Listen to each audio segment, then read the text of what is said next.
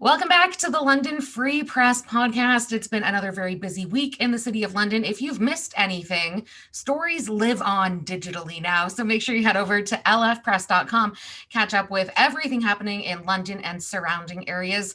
I am your host, Lynzee Barnett, and once again, I feel privileged. Second week in a row, we are talking to London Free Press reporter Jennifer Bieman. Jen, how are you doing today?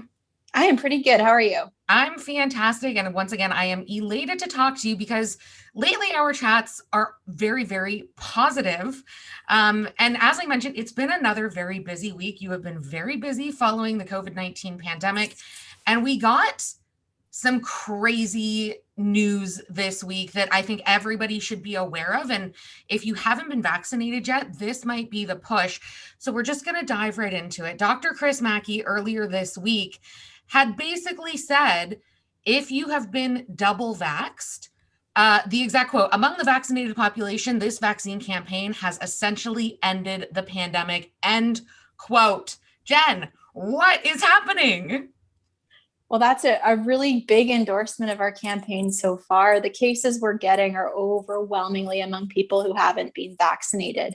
That's the one flip side of that, though, is that, while the double vaccinated and vaccinated are doing pretty well, it's that unvaccinated 20% of London that really is seeing a bit of a fourth wave, is what Dr. Mackey was saying. Now, I want to dive into the numbers a little bit because Middlesex London Health Unit is saying specifically, and this is interesting to me, it's my age group, 30 to 34 is lagging not only in single doses, but second doses as well. Has there been any discussion on how to get the missing 20% to go get their vaccines? So there's a lot of discussion about that. They really want to boost that number. Obviously, it's a great little age group that they need to target. Our top doctor says that that's an age group that's super busy with their lives. Some of them have childcare considerations. Some of them are working a lot. Some of them just don't have parents to kind of come down on them. But in your 30s, that wouldn't happen anyway. So it's sort of, they really want to reduce the barriers to that age group. And that's exactly what they're trying to do with the mobile clinics. And now with just show up at a mass vaccination center, walk in if you need a first dose. That's new on Wednesday. It's great. It's going to really make it easier for people to just show up and get a shot. I'm glad that you brought this up because this was also another nugget of just amazingness. Pop-up vaccinations. And like you said, you can now just walk in if you do not have any dosages, right? At the Agriplex. It's first dose only as of right now. Is that right? First dose only at all 4 sites. So Mount Bridges, North London Optimist Community Center, and the Agriplex, and also Earl Nichols. So if you haven't had your first dose, just drop by. You got to go before 1 hour before close is the cutoff. They don't want to open vials and then just have nobody to give shots to. So, but yeah, anytime, just if you're free on a Thursday and you haven't had a shot yet, just literally just show up. They're trying to make it super easy. We've got paramedics too in the health unit, mobile teams, just like blitzing the city and kind of county as well. So there's drive-through clinics and workplace clinics that are being launched. So it's very visible, this campaign, to try to really boost our numbers higher. We're at about, we've got some good numbers locally. We're kind of approaching that 80% mark fully, like vaccinated, at least one dose. And we're kind of around the 50-ish% with 2. But really it's that kind of final frontier, right? That home stretch of just getting shots into as many arms as possible. Absolutely. In one of your stories, you were great at breaking down the numbers because I know this can be very overwhelming for people.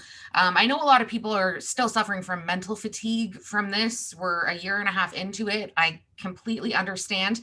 But a very interesting line, the health unit reported last week that 92% of the approximately 200 cases reported in late June and early July involved people who had not received any dose of the COVID-19 vaccine.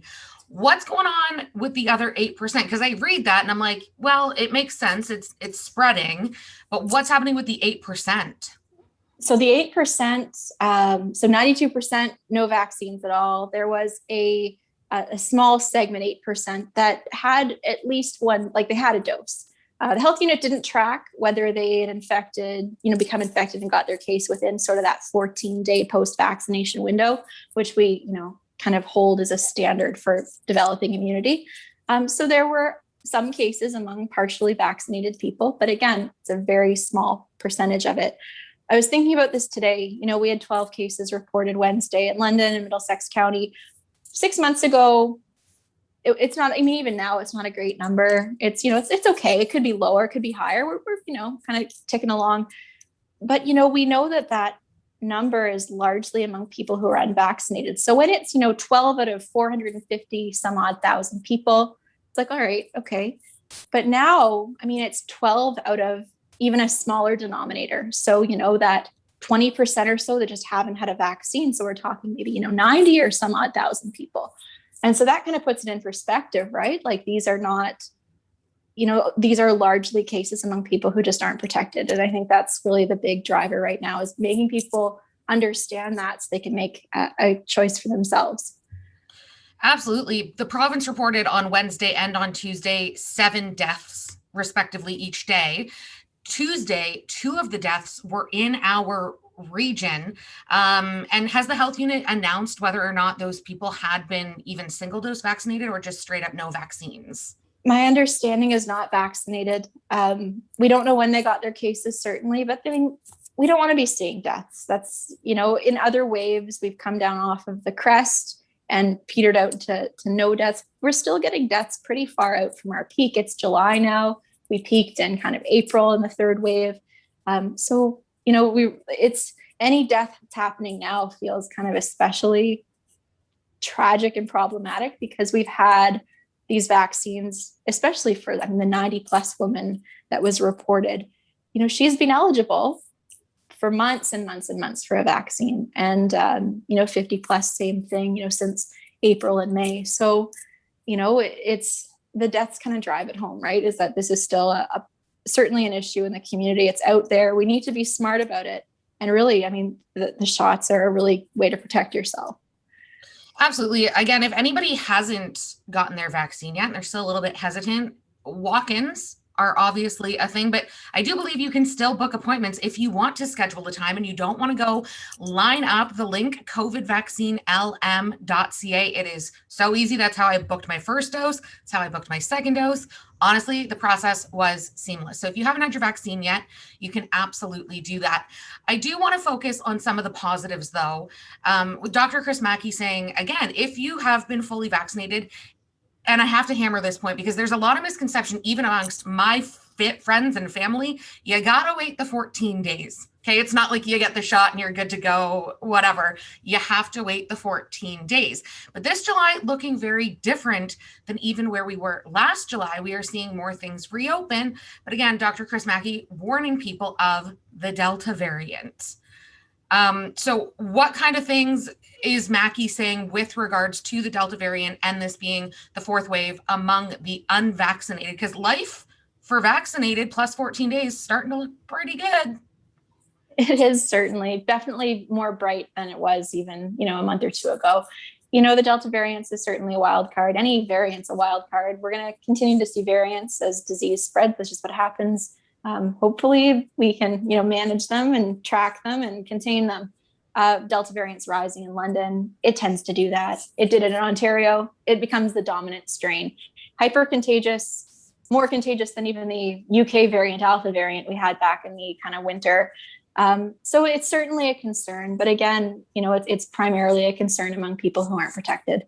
And that's just kind of where we're at right now. So it's trying to get first and second doses into arms as fast as possible to as many people as possible, really encouraging people to take that step on their own. We're doing first dose walk-ins for anybody at assessment centers right now.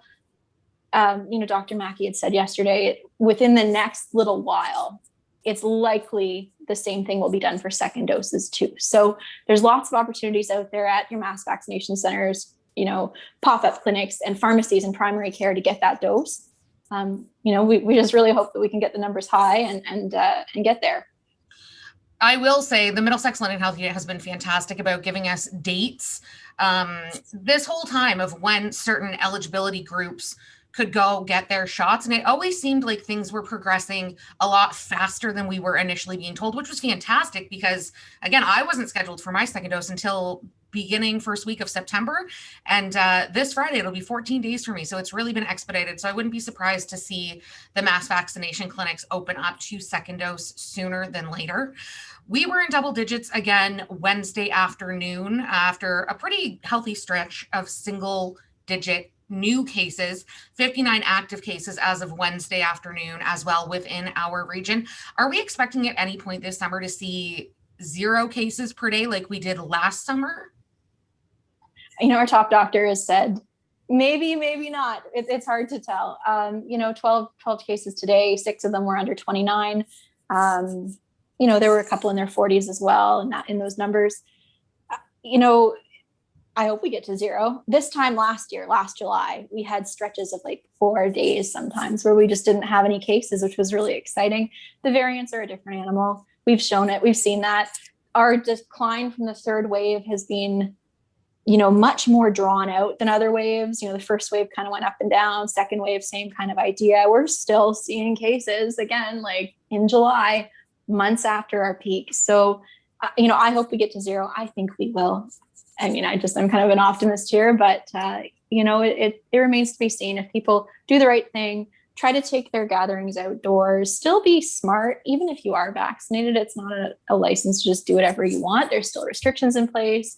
It's good to keep the pandemic, we're still in a pandemic, keep it kind of top of mind and be smart about it. But, really that vaccine campaign is going to be the game changer for the rest of the summer and fall. Well, something I was going to bring up as well, Friday, we enter stage 3 province-wide. Life is going to look a lot different. It's going to look very different for, again, those of us who are vaccinated and double vaccinated. So if you are eligible for your second dose, you haven't gotten it done yet. I know the health unit is hammering people, begging, pleading. Please keep your eyes peeled with the mobile clinics. And again, if you want to book an appointment, that's cool too. Once again, that link, covidvaccinelm.ca. Jen, this has been wonderful. I was very excited to chat with you. As you said, though, if you are double vaxxed, it doesn't mean you can just kind of throw the rule book out. We still have our due diligence to protect people who have not been vaccinated. And I know another concern is kids 12 and under, like they're just not eligible for a vaccine. So please be cognizant of that as well when you are out and about, but enjoy life responsibly. It's been wonderful to see you again, Jen. Thank you so much for the time today. Thanks so much for having me. If you've missed any of these positive stories, and they are positive, they truly, truly are. If you have any hesitancy, just read in the pages of the London Free Press or over at lfpress.com. Amazing things happening in our city and surrounding areas. If you are watching this at lfpress.com or on YouTube and you're enjoying the podcast, please subscribe. We are on Stitcher, Spotify, Apple Podcasts, Google Podcasts. You can get an alert. You never have to miss an episode. We'll be back again next Thursday with another edition of the London Free Press podcast. Until then, stay well.